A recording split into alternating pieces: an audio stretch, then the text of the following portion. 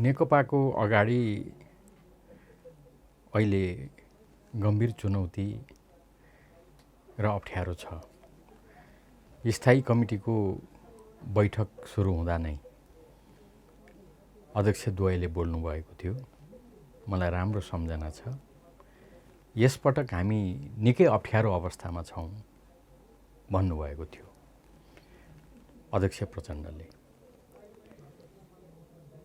मलाई अहिले त्यो सम्झना भइरहेको छ र हाम्रो अप्ठ्यारो त्यसपछि त दिनदिनै देखा परिरहेको छ। हामी देखिरहेका छौँ लामो समयदेखि स्थायी कमिटीको बैठक चलिरहेको छ। बैठक बस्न खोज्दा बस्न आँट्दा यो कोरोनाको महामारीको बीचमा हाम्रो छिमेकी महत्त्वपूर्ण छिमेकीसँग तिक्तता भइरहेको बेलामा अनि बीचको अवधि पुग्दा बाढी पहिरोले असर गरिरहेको बेलामा यो बैठक किन बसिरहेको छ भनेर प्रश्नहरू पनि उठेका हुन्। तर यी सबैको बावजुद हामी अगाडि बढ्यौँ। लामो समय भएको छ तर स्थायी कमिटीको बैठकले सुरुको एउटा एजेन्डा समेत पनि टुङ्गो लगाउन सकेको छैन। यसबाट हामी कति अप्ठ्यारोमा छौँ भन्ने कुरा देखाउँछ। धेरै कुराहरू बाहिर आइसकेका छन्। त्यसैले यसमा थप नगरौँ भन्ने मेरो आफ्नो कुरा मात्रै हो, टिप्पणी मात्रै हो। वास्तवमा देश त कोरोनाको बारेमा नेकपाले के गर्छ, के भन्छ भनेर सायद पर्खिरहेका थिए। हाम्रो छिमेकी भारतसँग त्यो उत्कर्षको तिक्तता उत्पन्न हुने गरिकन स्थिति उत्पन्न भयो। त्यसको बारेमा यिनीहरू के भन्छन्? किनभने बैठकै बस्न थालेपछि त त्यही कुरा सुन्न पर्खिएका थिए होलान्। यस्तो बीचमा हामीले के गर्नुपर्ने थियो आफ्नो ठाउँमा छ। म धेरै त्यता जान चाहन्न, तर दुःखपूर्वक भन्नुपर्छ हामीले त्यो तहको जिम्मेवारी पुरा गरेनौँ भनेर टिप्पणीहरू आइरहेका छन्। अब किन त्यो स्थिति उत्पन्न भयो? साह्रै धेरै अहिले त्यसतर्फ छलफल गरेर साध्य छैन। तर हिजो मात्रको कुरा गर्ने हो भने पार्टी अध्यक्ष प्रधानमन्त्री केपी ओली बिहान 9 बजे अर्का अध्यक्ष आउनुहुन्छ भनेर अघिल्लो दिन नै खबर थियो। मलाई पनि त्यही जानकारी थियो। तर के भएर हो उहाँ आउनु भएन। म पुग्दा अध्यक्ष प्रधानमन्त्री केपी ओली महासचिवलाई बैठक स्थगित गर्न निर्देशन दिएर म अहिले पनि अध्यक्षलाई पर्खिरहेको छु भनिराख्नु भएको थियो। कहिलेकाहीँ पार्टीको जीवनमा यस्तो हुन पनि सक्छ, हुन्छ पनि। मैले त सामान्य रूपमा नै ठिक छ, अर्को पटक फेरि सल्लाह हुन्छ, बैठक बस्छ भन्ने ठानेको थिएँ। तर भरै केही साथीहरू छुट्टै भेला बस्नुभयो र उहाँहरू अध्यक्ष केपी कमरेडसँग भेट्न पनि आउनुभयो। केपी कमरेडले पनि उहाँहरूसँग भेटघाट गरेर अब तपाईहरू छुट्टै भेला त गरिराख्नै भएको छ, अब म के भनौँ, तर बैठक चाहिँ नगर्नुहोस् है, बैठक गर्न चाहिँ मिल्दैन भनेर अध्यक्षले भन्नुभयो भनेर हामीले थाहा पायौँ। र त्यो भेलाले एउटा निष्कर्ष निकाल्यो हामीले सुनेअनुसार। अध्यक्ष केपी ओलीसँग छलफल गरेर स्थायी कमिटीको बैठकलाई निरन्तरता दिने बारेमा छलफल गर्ने, त्यसको लागि अध्यक्ष पूर्व प्रधानमन्त्री कमरेड प्रचण्डलाई जिम्मा दिने भनेर भेलाले भनेछ। मलाई लाग्यो कतिपय कुराहरू बेठिक हुँदाहुँदै पनि दुई अध्यक्षले छलफल गरेर नै यो पार्टीको समस्या हल हुन्छ है भनेर हामी सधैँ भनिरहन्थ्यौँ सबैले। त्यो टुङ्गोमा भेला पुगेछ, त्यो अर्थमा चाहिँ मलाई खुसी नै लाग्यो। त्यहाँनिर अनि त्यही भन्नको लागि त्यो भेला किन गर्नु पर्थ्यो थाहा भएन। अब त्यो भेला चाहिँ किन गर्नुभएको थियो। अब म कसैमाथि पनि आरोप लाउन चाहन्न, तर अहिले तपाईँले जति पनि प्रश्नहरू उठाइराख्नु भएको छ हामीले पनि सुनेका छौँ, पढेका छौँ, देखेका छौँ, अनि सबै साथीहरूले देख्नुभएको छ। म निरन्तर नै सधैँ जसो नै छिमेकी भारतको सञ्चार माध्यम हेर्ने गर्छु, सुन्ने गर्छु। यो क्रममा त्यहाँ भएका टिका टिप्पणीहरू वास्तवमा दुःख लाग्दो छ। त्यसतर्फ हामी सबैको ध्यान गएको हुनुपर्छ भन्छु म। अब त्यो नक्सा पारित गर्ने कुरा कति ऐतिहासिक काम भयो, त्यसलाई समेट्ने गरिकन संविधान संशोधन कति महत्त्वपूर्ण र ऐतिहासिक काम भयो। तर हामी त यस बीचमा पनि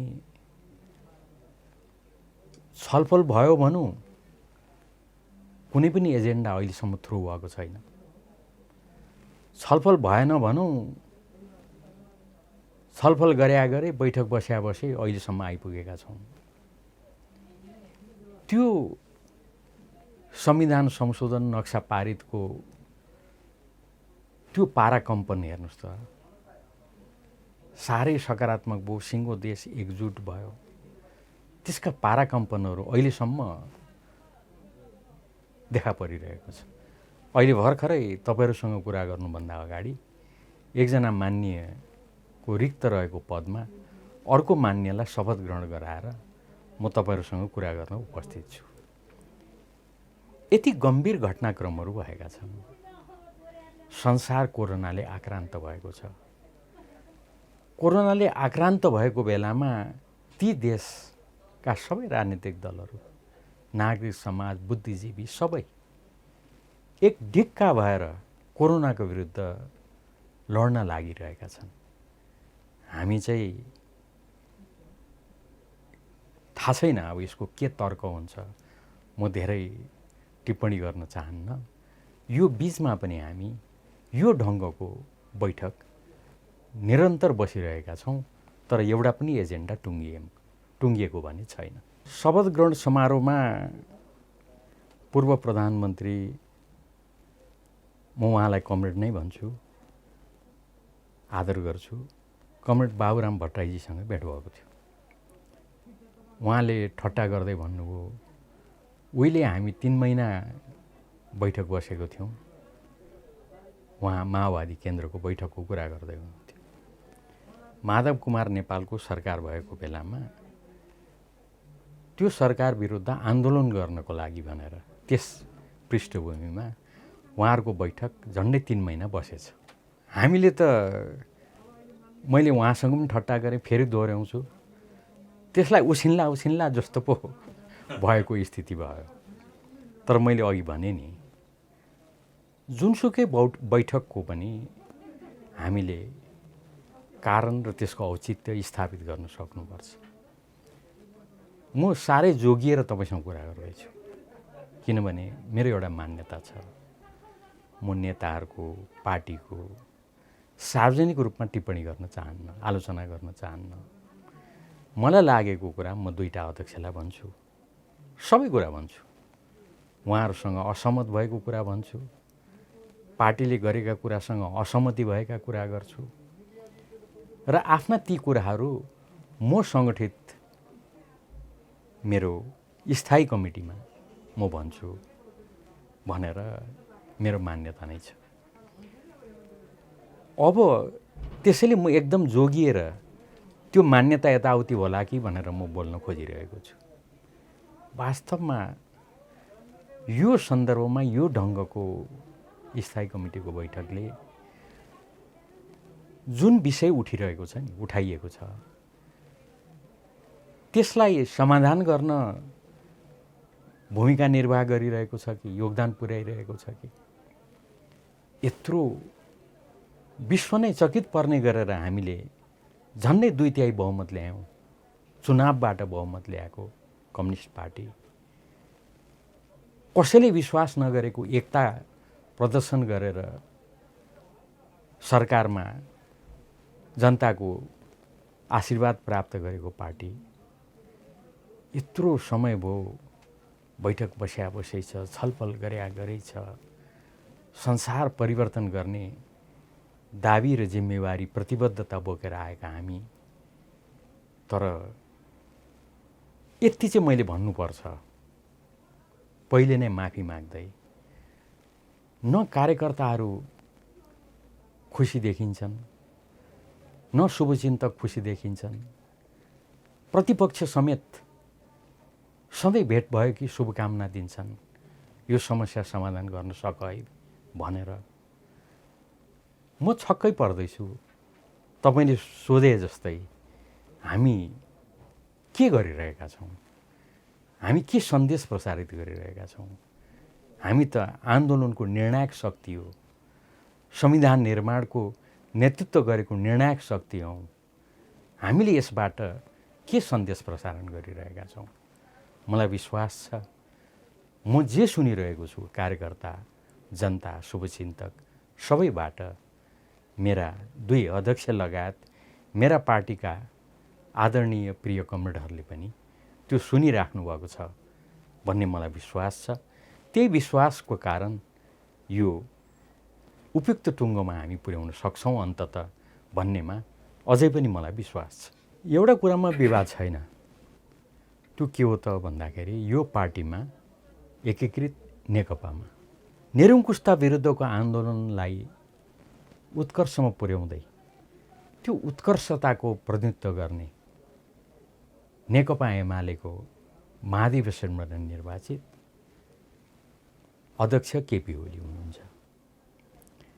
माओवादी केन्द्रको हकमा एउटा उत्कर्ष, यो देशमा परिवर्तन जनयुद्ध नै आवश्यक छ भनेर त्यो प्रक्रियामा गएका माओवादी केन्द्रहरू, त्यो केन्द्रको महाधिवेशनबाट निर्वाचित अध्यक्ष पुष्पकमल दाहाल प्रचण्ड, उहाँहरू 2 जनाको बिचमा कुराकानी भएर उहाँहरू 2 जनाको सहमतिमा यो पार्टी एकीकरणको घोषणा भयो। कसैले नपत्याएको कुरा भयो। हामीले त्यसलाई पछ्यायौँ, बोक्यौँ र उहाँहरूले नै सहमतिबाट सचिवालय, स्थायी कमिटी, केन्द्रीय कमिटी आदि बनायौँ। केसम्म भने यो सम्पूर्ण कुराहरू अहिले सङ्क्रमणको अवस्थामा छ पार्टीको कुराको हकमा, र पार्टीको त्यो सङ्क्रमण महाधिवेशनबाट टुङ्गो लाग्छ। गएको चैत्र महिनाको गएको केन्द्रीय कमिटीको बैठकबाट आउने चैत्र महिनामा महाधिवेशन सम्पन्न गर्ने भनेर पास पनि गर्यो सर्वसम्मतिले, कुनै विवाद छैन। त्यसले के भन्यो त भन्दा त्यो महाधिवेशन एकताको महाधिवेशन हुन्छ, सहमतिको महाधिवेशन हुन्छ। एकता र सहमतिको महाधिवेशनबाट हामी सबै कुरा टुङ्गोमा पुर्याउँछौँ भनेर भनिएको छ। त्यसको अर्थ त सोझै हो नि, एकताको र सहमतिको महाधिवेशन नहुँदासम्म अरू जति पनि अहिले कुराहरू छन्, मैले भने 2 जना अध्यक्ष निर्वाचित भएर आउनुभएको हो, उहाँले यो सबै कुरा सहमतिबाट गर्नुभएको हो। कहिलेकाहीँ निकै ढिला भएको छ, एकता नै ढिला भइसकेको छ। त्यो यही कारणले सहमति हुन ढिलाइ भएको हुनाले ढिलाइ भएको हो, यो यथार्थ हो। यस्तो अवस्थामा त हामी सबै म फेरि दोहोऱ्याउँछु, हामी सबै एक प्रकारले त भन्दा त्यो महाधिवेशनले के गर्छ भनेर कुरेर बसेकै अवस्था हो नि। यो कुरामा विवाद रहेन।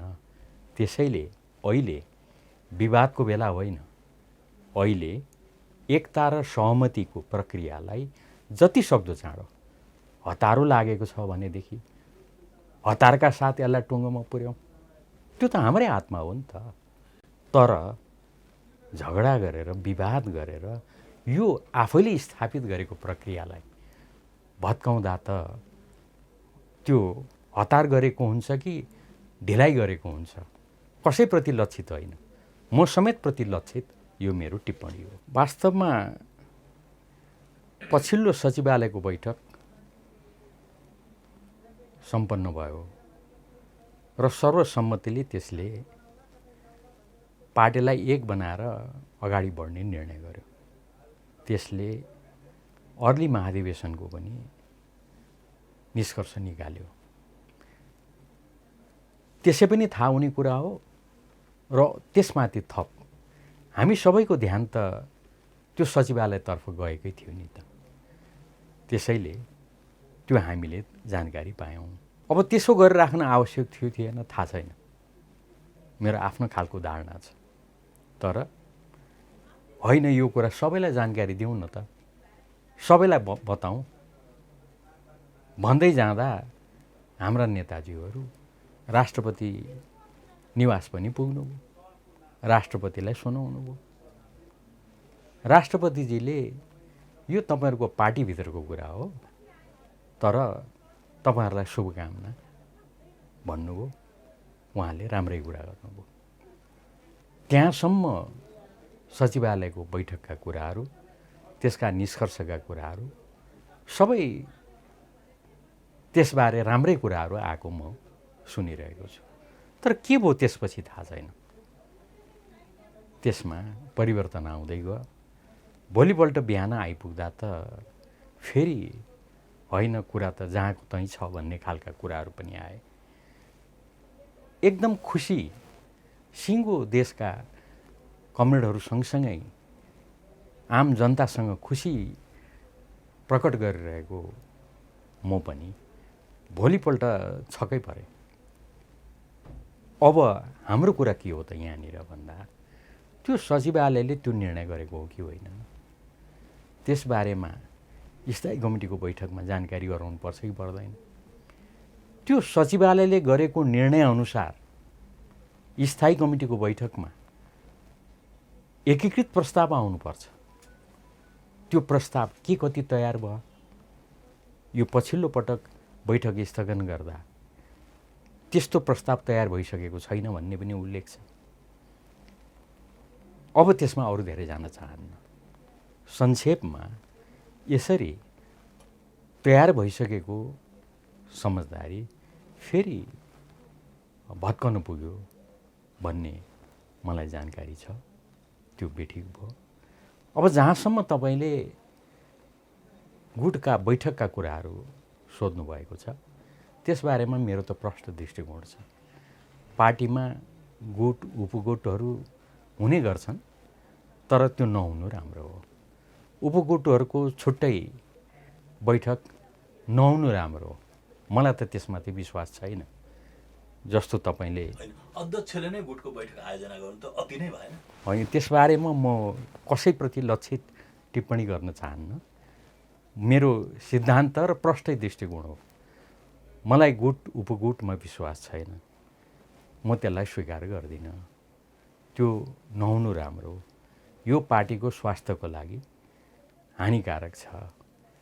मैले यसो भन्न हिचकिचाउनु पर्दैन, किनभने पटक पटक कमरेडहरूले, मेरा अध्यक्ष कमरेडहरूले यो कुरा पटक पटक हामीलाई भन्नुभएको छ। उहाँहरूले यस्तो गर्नु हुँदैन है भन्नुभएको छ। बैठकहरूले यसको आलोचना गरेको छ। त्यसकारणले यो कुरामा त विवादै छैन, यो बेठिक भइरहेको छ। बेठिक भएको हो। अब भन्नुहोस् न, त्यही दिन स्थायी कमिटीको बैठक स्थगित भयो, तर केही साथीहरूले अर्को बेला त त्यहीँ गरे। अब कता कता तपाईँहरूले त्यो पनि बैठक रे नि भनेर मलाई सोधेको पनि पाउँछु म। अब त्यसमा मेरो प्रश्न छ, त्यो बैठक होइन, केही साथीहरूको छुट्टै भेला हो। त्यो किन भेला हो त भन्दा स्थायी कमिटीको बैठक हुँदा त मलाई पनि खबर हुन्छ नि त, बैठकमा आउनुहोस् भनेर। छुट्याउने काम त गरिँदैन नि। तर मलाई कुनै खबरै छैन। मैले थाहा पाएसम्म कतिपय साथीभाइहरूलाई खबर नै छैन। कतिपय साथीहरूलाई 4 कलसम्म फोन गएको छ भने त्यस कारणले गर्दाखेरि यस्ता खालका छुट्टै बेलाहरू ठिक होइनन् भन्ने मलाई लाग्छ। व्यक्तिगत निकटताको कुरा गर्नुहुन्छ भने पार्टीमा सबै नेताहरूसँग म निकट छु। तर तपाईँले राजनीतिक सान्निध्यताको कुरा गर्नुहुन्छ, अझै प्रष्ट भन्नुपर्दा म नेकपाकै निकट हो, त्यो पनि म प्रष्ट गर्छु। र एउटा कुरा प्रष्ट गर्छु, पार्टी अध्यक्षको रूपमा महाधिवेशनबाट चुनिएर आएको, एकताको प्रक्रिया बाँकी नै हुँदा एकताको घोषणा गर्ने अध्यक्ष केपी ओली पार्टी अध्यक्षबाट बिचैमा हट्दा त्यसले पार्टीको एकीकरणलाई, प्रक्रियालाई, एकतालाई के गर्छ भनेर प्रश्न उठाउने मान्छे हुँ म। अस्थिरताको विरुद्धमा लड्दा जनताको बिचमा गएर पनि जनतालाई आश्वस्त तुल्याएर हामी अस्थिरता समाप्त गर्छौँ भनेर जनताको भोट बटुलेर आएको हामी 5 वर्ष नपुगिकन फेरि जनताको आशीर्वाद प्राप्त प्रधानमन्त्रीलाई बिचैमा हटाउनु खोज्दा त्यसले अस्थिरता पैदा हुन्छ कि हाम्रो प्रतिबद्धता पो यताउता हुन्छ कि भनेर ठान्ने मान्छे म। त्यही नाताले मैले अध्यक्षको रूपमा र प्रधानमन्त्रीको रूपमा केपी ओलीलाई समर्थन गरेको हुँ। अब जहाँसम्म तपाईँले अब के हुन्छ, के गर्नुपर्छ भनेर बिचको बाटो हुन्छ कि हुँदैन सोध्नुभयो, त्यही सन्दर्भमा तपाईँले कमरेड वामदेव गौतमले राखेको प्रस्तावको बारेमा सोध्नुभयो। मलाई त खुसी लागेको छ, हिजोको त्यो बेलामा वामदेव कमरेड आउनुभएछ। उहाँले अब अर्को छुट्टै बैठक हुन सक्दैन, यो बेलामा म आफ्नो प्रस्ताव राख्छु जसले पार्टीलाई एक बनाउँछ, यसमा लागौँ भनेर आह्वान गर्दै उहाँले आफ्नो 6 बुँदे प्रस्ताव राख्नुभएछ। मलाई सोध्नुहुन्छ भने मलाई उहाँको प्रस्ताव साह्रै राम्रो लाग्यो। उहाँको प्रस्तावलाई टेकेर हामी अगाडि बढ्दा हुन्छ। म त तपाईँकै यो कार्यक्रम मार्फत कमरेड वामदेव गौतमलाई बधाई दिन चाहन्छु, शुभकामना दिन चाहन्छु। यसलाई टेकेर हाम्रा 2 अध्यक्ष निष्कर्षमा पुग्नुहोस्। उहाँहरू बिचको वार्ता र सहमति बाहेक अर्को विकल्प छैन भन्ने मेरो आग्रह छ। 2 अध्यक्षको बिचको निरन्तर छलफल र त्यसबाट संवाद र सहमति मार्फत एउटा निष्कर्षमा पुग्ने प्रष्ट छ। त्यसको लागि 2 जना अध्यक्षको बिचमा निरन्तर छलफल हुनु पर्यो, कुराकानी हुनु पर्यो। सबैजनाले आफ्नो ठाउँबाट त्यो भूमिका निर्वाह गर्नु पर्यो। त्यसको लागि गएको जुन सचिवालय छ नि, मैले अघि उल्लेख गरेँ, त्यो सचिवालयले एउटा निष्कर्ष निकालेको छ। त्यसलाई लिएर अहिले केही विवादहरू उठ्न गएका छन्। त्यो सचिवालयले गरेको निर्णयलाई स्थायी कमिटीको बैठकमा पुर्याउनको लागि सचिवालयको तर्फबाट त प्रस्तावको आवश्यक छ। प्रस्ताव बेगर त्यसै गएर त हुँदैन। फेरि स्थायी कमिटी कुनै टुङ्गोमा पुग्न सक्दैन। त्यसैले सचिवालयलाई बैठक राखेर हाम्रा अध्यक्ष कमरेडहरूले एउटा निष्कर्ष निकाल्नु पर्यो, एउटा प्रस्ताव बनाउनु पर्यो, अनि त्यो प्रस्ताव बोकेर स्थायी कमिटीको बैठक फेरि राखेर अनि अगाडि बढ्नु पर्यो। केही महिना अगाडि सम्पन्न भएको केन्द्रीय कमिटीको निर्णय पल्टाएर हेरौँ, हामी सबैले निर्णय गरिसकेका छौँ चैत्र महिनामा महाधिवेशन। अब अहिले आफैले गरेको त्यो निर्णयभन्दा पछाडि कसैले पनि हट्न मिल्छ र? त्यसैले त्यसलाई आधार बनाऊँ, हाम्रो यो समस्या समाधान गरौँ। कम्युनिस्टहरूको समस्या समाधान गर्ने यो त सधैँ अपनाइ आएको आधार हो। त्यसतर्फ अगाडि बढौँ।